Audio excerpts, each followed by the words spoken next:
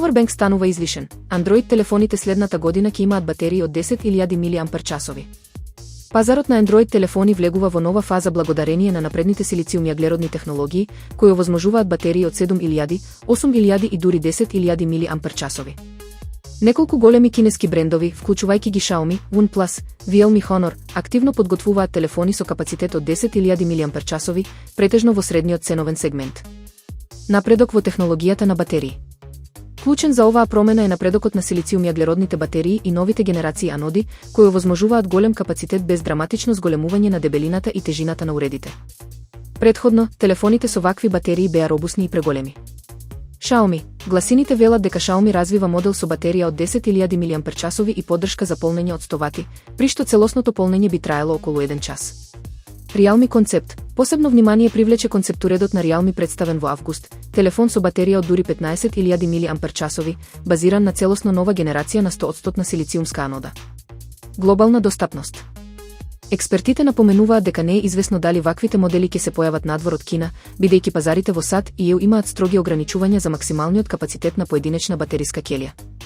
Доколку трендот продолжи, 2026 година би можела да биде годината во која класичниот Powerbank ќе стане целосно непотребен. Кина симулираше блокада на интернетот на Илон Маск над Тајван со 2000 виртуелни дронови. Според South China Morning Post, Кина спроведе симулација во која успешно го блокираше сателитскиот интернет Starlink над Тајван користејќи 2000 виртуелни дронови. Симулацијата ја спроведоа Универзитетот Джеџијанг и Пекиншкиот институт за технологија за да се утврди како кинеската војска може да му го забрани пристапот на својот непријател до интернетот Starlink и со тоа да го стави Тајван под информациска блокада. Електромагнетен штит. Студијата сугерира дека комплексната, променлива покриеност на сателитската мрежа на Starlink може да се спротивстави само со широко распространета стратегија за попречување со користење на стотици или илјадници мали, синхронизирани дронови, балони или авиони. Стратегија. Овие воздушни платформи би создале еден вид електромагнетен штит над бојното поле. Техника. Тест симулацијата вклучувала мешавина од електронски блокирачи со широк и тесен зрак кои генерираат бучава. Потребен број. Под идеални услови, успешна блокада би барала 935 координирани јазли за блокирање.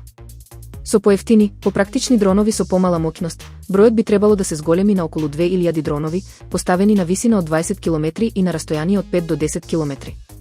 Реакција на Тајван. Тајван веднаш одговори на симулацијата, прогласувајќи го ова за ново оружје на Кина. Во исто време, Тајван развива системи против блокирање на дронови.